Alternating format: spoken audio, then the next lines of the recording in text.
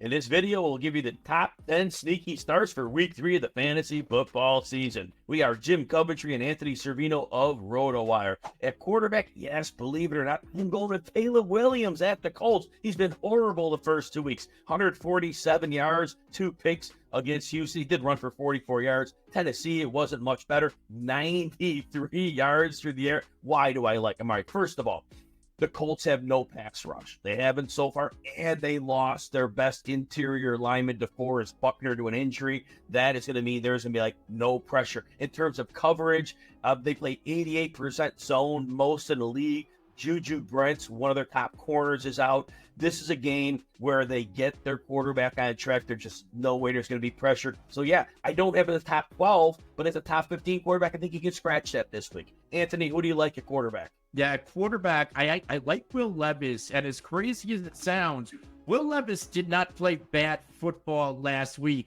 Now, only 17 quarterback points, 19 of 28 passes. So against the Jets, which is a pretty good defense, 67.9 completion percentage, 192 yards, touchdown, and a pick. He also ran 4 times for 38 yards. In fact, in the first 2 weeks of the year, he's ran at least 4 times for at least 36 yards. So he does have the legs to bring some extra value. And the first 2 games, tough for opponents, Chicago, Jets. Now it opens up.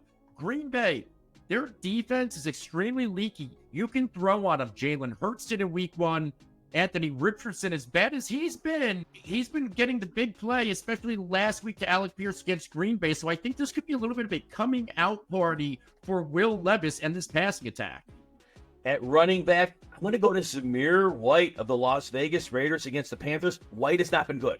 9 carries for 24 yards last week. 13 for 44 in the opener. Wasn't bad. He hasn't scored a touchdown yet. Receiving-wise, only 16 yards over 2 games. So why do I like him? They're playing the Panthers. And the Panthers are a horrible defense against the run, against the pass. You said a couple weeks ago, their best defender, Derek Brown, out for the season. This is a game that's going to be a get-right spot for the Raiders. I know they won last week, but they want to get a game where they're controlling it. They're playing with their defense. They're running the football. They want to establish an identity. And for that to happen, Zamir White has to be a part of that. No better game than facing the Panthers for that to happen. Anthony, who do you like at running back? Yeah, running back, I absolutely like DeAndre Swift. And, you talked about it with Caleb Williams. This offense has not been good with the Chicago Bears, but there's a get-right matchup.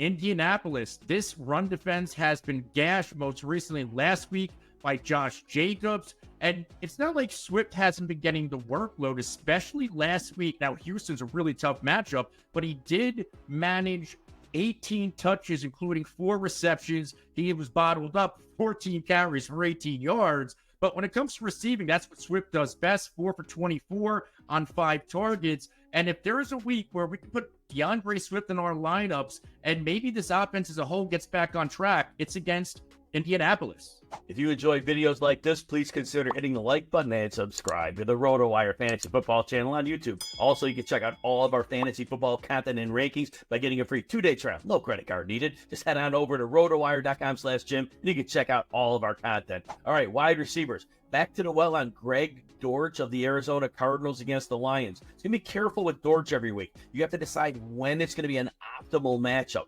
Well, playing the Lions play the 3rd most man coverage in the league, but they also bring the most pressure in the league. Aiden Hutchinson has been a beast.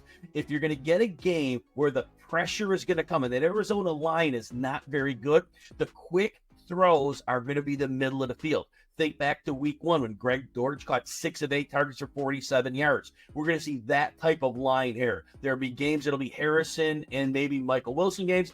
This game to me looks like a Greg Dortch game. Definitely use him in those PPR leagues as a sneaky start. Anthony, who's your receiver? Yeah, my receiver's Brandin Cooks. And I get it, last week against the Saints, he didn't play well. The entire offense really didn't play well. But if we go back to week 16 of last season, in 5 out of the past 6 games, including the playoffs and including the first 2 games of this year, Brandin Cooks has given us at least 10 PPR points, again, in 5 of those games. When it comes to targets, in week 1, he saw 7 targets. That target share did drop last week, but let's face it, the starters, they were kind of taken out of the game, especially in the 4th quarter, and guys like Jalen Tolbert got a lot of run. this matchup against Baltimore, we were expecting a Ravens regression, but through the first 2 games, this defense, this team does not look right, and you could certainly throw on this football team. So if you need a plug-and-play at wide receiver, I'm all in on Brandin Cooks this week. I'm going to go back to the Thursday night football. We're going to go back to Hunter Henry. And if you watch this video after Thursday, sorry about that. But Hunter Henry, lefty, he had the 100-plus yards. I get it. He's not doing that again.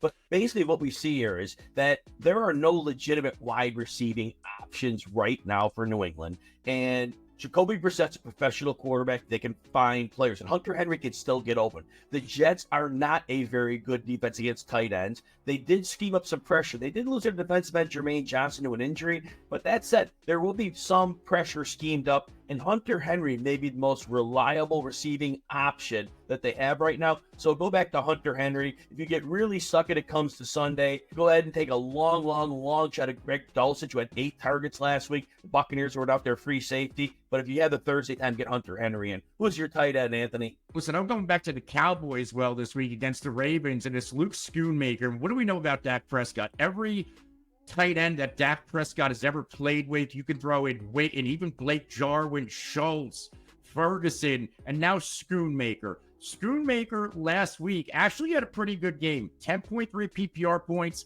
6 of 6 targets for 43 yards. Now you get the Ravens defense, and I get it. If you go back to week 1, they did bottle up Travis Kelce, but as a whole, with Noah Gray, they combined for 6 receptions at 69 yards. Last week, Brock Bowers, 8 against his football team, all 9 targets for 98 yards. Once again, this Ravens defense, notably their secondary, is extremely leaky. We know Dak likes to lean on the tight end. I think these ancillary weapons for Dallas could have a big game and really a must-win matchup after that debacle against the Saints.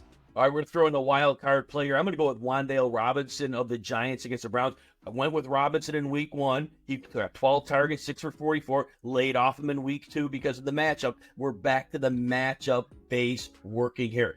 The Browns are the opponent. The Browns are going to get quick pressure. They play one of the higher rates of man coverage in the league. That means that Daniel Jones is going to have no time and see tight windows, and he's probably not going to force the ball on the perimeter to Malik Neighbors. And like we saw in week 1, it's going to be get the ball quickly to the slot so you don't get hit. And I see Wan'Dale Robinson flirting with 10 targets here again. Not a massive ceiling, but he certainly could get you another one of those PPR specials with double-digit points. Anthony, who is your wild card play for the week? My wild card sneaky start, D'Onta Foreman. Week 1, this guy was invisible, but last week he came alive.